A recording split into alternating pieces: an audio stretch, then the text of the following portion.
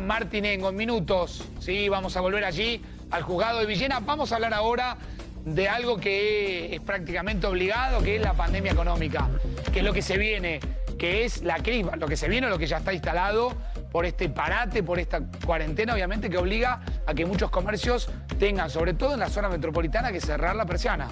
Exactamente, sí. Bueno, se estima, la gente de FECOBA está estimando que unos 27.000 comercios podrían no abrir después de esta séptima claro. Fase de y la este relevamiento, ¿no?, se aumentó porque en algún momento la propia FECOBA, la Federación de Comercios, había hablado de 23.000, ahora habla de 27.000. En minutos les vamos a contar todos los detalles. Gaby, dame un título sobre la pandemia económica. Sí, mucha preocupación por los diferentes números en el gobierno. Ayer hubo reunión de gabinete económico. En la Quinta de Olivos se sumó Alberto Fernández. Hasta ahora siempre lo llevaba Santiago Cafiero. Ahí se pusieron a ver, obviamente, la instrumentación del ATP, del nuevo ATP. Sí, que sería el tramo 3 del ATP, ¿no? El tramo 3 y habría un tramo 4 también, o sea, están terminando de cerrar el tramo 3. Ahora el viernes, mañana, tienen que cerrar las empresas que quieran anotarse. Ya es nuevamente un número elevado, no baja a pesar de que hubo un mes de reapertura económica, de flexibilización. Y también en esa reunión empezaron o siguieron hablando, porque viene hablando mucho esto, del post-pandemia. El problema es, estás en el medio de la curva ascendente de contagios y tenés que pensar cómo salir de esto de materia económica, y hay dificultades importantísimas ahí y el gobierno lo reconoce. A ver, acá tenemos algunos datos, sobre todo porque el primer mes completo de pandemia, que fue abril, arrojó una caída a flor de la economía que fue tremenda. 26%, que es la caída interanual más grande en la historia argentina. Ni siquiera en el 2002 hubo una caída tan grande, claro, hay que como la que hubo en remitirse a meses, abril, ¿no?, justamente del 2002 para encontrar, creo que hay meses del 2002 que llegó a 21. 17 es la caída general más grande que tuvo en 2002. La actividad económica, sí, digamos, comparable con esta.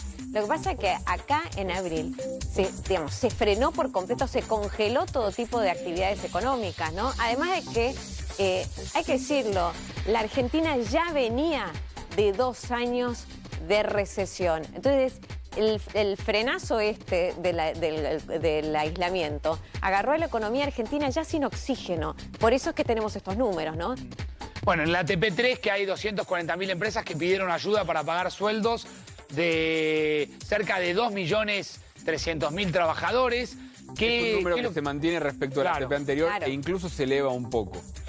Tienen tiempo hasta este viernes, y hay que aclarar que luego la propia AFIP va a analizar, ¿sí?, la aprobación justamente de los planes, de los pedidos. El otorgamiento justamente del ATP, un dato a tener en cuenta. Y ustedes hablan ya de un ATP 4. Sí. Sí, ya lo confirmó el gobierno, incluso el propio Alberto Fernández en la conferencia de prensa del viernes pasado, cuando anticipó la cuarentena restringida.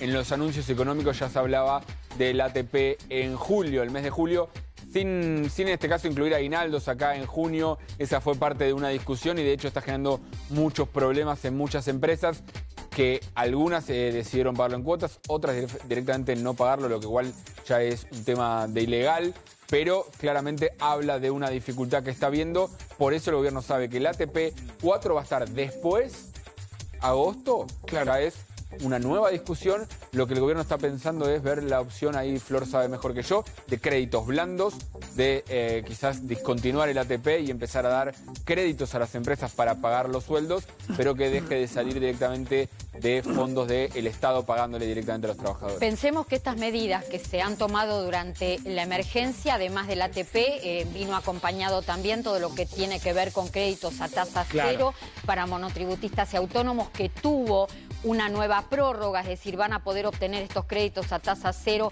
hasta el 31 de julio. Y además, el tema del IFE, porque el tema del IFE, cuando yo vengo insistiendo que llega para quedarse, llega para quedarse. La idea es que haya un tercer refuerzo del ingreso familiar de emergencia y que sea el último, porque en paralelo lo que se pretende es que se transforme en un ingreso universal que sí se quedaría por bastante tiempo. De todos modos, un dato muy importante, el tercer refuerzo del IFE, que va a quedar solamente para todos aquellos que residen en cuarentena estricta, se está analizando por estas horas un aumento. Ya no sería de 10.000 pesos, sino que se está pensando en un IFE tercer refuerzo de 15.000 pesos. 15, mira. Bueno, hay que decir una cosa, el Estado a todo esto no es que no quiera continuar con la asistencia. Hay gente que dice, bueno, pero ¿por qué no continúa con el IFE? ¿Cómo? Así como decíamos que la actividad económica tuvo una caída récord en abril, la recaudación también. Entonces el Estado no tiene ingresos para solventar la salida de la crisis. Bueno, este Ese es el dato que gran remarcábamos recién, 26.600 locales que cierran, 23% más que en el último relevamiento que propia Federación de Comercios e Industrias de la Ciudad de Buenos Aires había realizado. En instantes, más detalles de la pandemia económica, ahora información de último momento.